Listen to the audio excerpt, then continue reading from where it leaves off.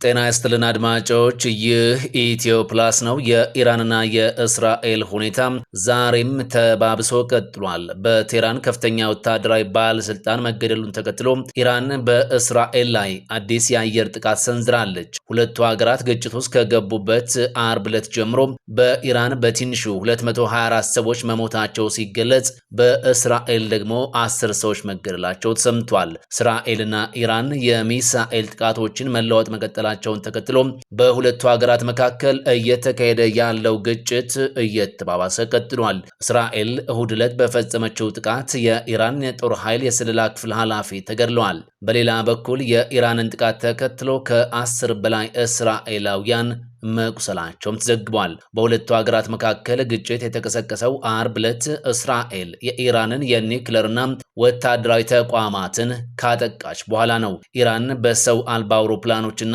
በባላስቲክ ሚሳኤሎች ምላሽ ሰጥታለች።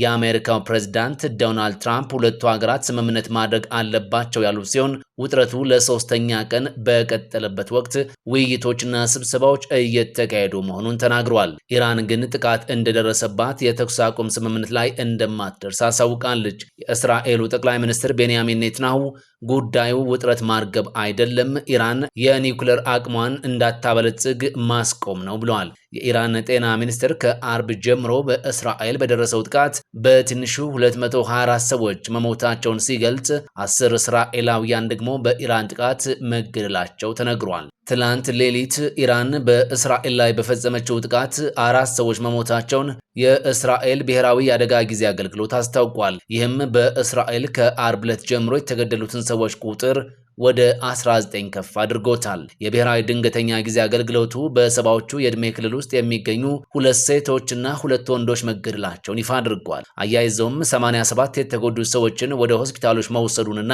ከነዚህ መካከል አንዲት የ30 ዓመት ሴት በፊቷ ላይ ከባድ ጉዳት እንዳጋጠማት፣ 5 ሰዎች መካከለኛና 81 ቀላል የአካል ጉዳት የደረሰባቸው መሆኑን ገልጧል። የኢራን ጤና ሚኒስቴር በትላንትናው ዕለት ይፋ እንዳደረገው ሁለቱ ሀገራት በሚሳኤል ጥቃት ከጀመሩ ጊዜ አንስቶ 224 ሰዎች መሞታቸውን ይፋ አድርጓል። ኢራን በመላ እስራኤል በሚገኙ ኢላማዎች ላይ ሚሳኤሎችን አስወንጭፋለች።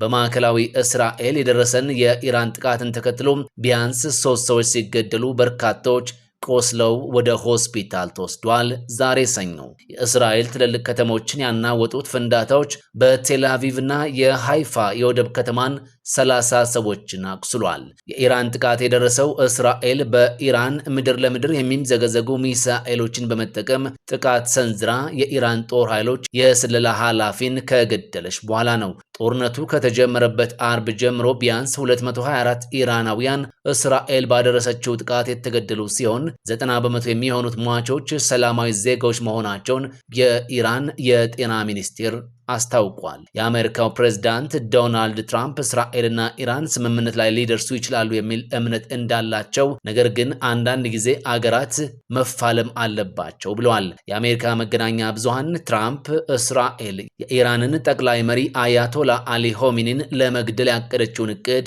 አልተቀበሉም ሲሉ ዘግበዋል። ጥቃቱ የተፈጸመው የቡድን 7 ሀገራት መሪዎች በካናዳ በሚሰበሰቡበት ወቅት ሲሆን ሁሉም አይናቸው በእስራኤልና በኢራን ላይ እንደሚሆን ተዘግቧል። ወደ ሌላኛው መረጃችን ስንሻገር አሜሪካ ኢትዮጵያውያንን ጨምሮ በ36 ሀገራት ዜጎች ላይ አዲስ የጉዞ እገዳ ልትጥል እንደሆነ ተሰምቷል። የትራምፕ አስተዳደር ኢትዮጵያን ጨምሮ የ36 ሀገራት ዜጎች ወደ አሜሪካ እንዳይገቡ ለማገድ ሀሳብ እንዳለው ሮይተርስ እና ዋሽንግተን ፖስትን የተመለከቱ የአገሪቱ የውጭ ጉዳይ መስሪያ ቤት ውስጣዊ ሰነድ አመልክቷል። በውጭ ጉዳይ ሚኒስትሩ ማርኮ ሩቢዮ የተፈረመው ለዲፕሎማቶች የተዘጋጀው ሰነድ ላይ በቀጣይ ዜጎቻቸው ላይ እገዳ ሊጣልባቸው የታሰቡት 36 ሀገራት ዝርዝር የሰፈረ ሲሆን አገራቱ ከእገዳው ለመውጣት ማከናወን የሚጠበቁባቸው ማስተካከያዎችም ተካተውበታል። ሰነዱ ዜጎቻቸው ወደ አሜሪካ እንዳይገቡ ሙሉ ወይም ከፊል እገዳ የሚጣልባቸው አገራት በመለየት ያሉባቸውን ችግሮች በማስቀመጥ ይህ እገዳ ተግባራዊ ከመሆኑ በፊት አገራቱ የሚጠበቅባቸውን መመዘኛ መመዘኛዎችና ማስተካከያዎችን እንዲያደርጉ የ2 ወራት ጊዜ እንደሚሰጣቸውም ተጠቅሷል። ባለፈው ሳምንት ማብቂያ ላይ ለሚመለከታቸው ዲፕሎማቶች የተሰራጨው ሰነድ የውጭ ጉዳይ መስሪያ ቤቱ የተቀመጡ መመዘኛዎችና ግዴታዎችን በ60 ቀናት የማያሟሉ ከሆነ ሙሉ አሊያም ከፊል የጉዞ እገዳ የሚጣልባቸውን አሳሳቢ የሆኑ 36 አገራትን ለይቷል። በአሜሪካ የውጭ ጉዳይ ሚኒስቴር በተዘጋጀው ሰነድ ላይ ሙሉ ለሙሉ ወይም በከፊል ዜጎቻቸው ወደ አገሪቱ እንዳይገቡ ሊደረጉ እንደሚችሉ ከተጠቀሱ 36 ሀገራት መካከል 25 የሚሆኑት ከአፍሪካ ሲሆኑ ኢትዮጵያም አንዷ ሆናለች። ባለፈው ግንቦት ኤርትራ፣ ሱዳንና ሶማሊያን ጨምሮ 7 የአፍሪካ አገራት ባሉባቸው 12 ሀገራት ላይ ፕሬዝዳንት ዶናልድ ትራምፕ የአገራቸውንና የሕዝባቸውን ደህንነት ለመጠበቅ በሚል ትዕዛዝ ፈርመው ተግባራዊ መሆኑ ይታወሳል። በቀደመው የእገዳ ውሳኔ ውስጥ የኢትዮጵያ ጎረቤት ከሆኑት 6 ሀገራት መካከል 3ቱ የተካተቱ ሲሆን ከ2 ወራት በኋላ ተግባራዊ ሊሆን ይችላል በተባለው በአሁኑ የውጭ ጉዳይ ሚኒስቴር መስሪያ ቤቱ ሰነድ ውስጥ ኢትዮጵያ ተካታለች። ይህ ውሳኔ ተግባራዊ የሚሆን ከሆነ ሁሉም የአፍሪካ ቀንድ ሀገራት ዜጎች ወደ አሜሪካ እንዳይገቡ እገዳ የተጣለባቸው ይሆናሉ ማለት ነው። ከኢትዮጵያ ጎረቤቶች መካከልም ከዚህ እገዳ ነፃ የምትሆነው ኬንያ ብቻ ትሆናለች።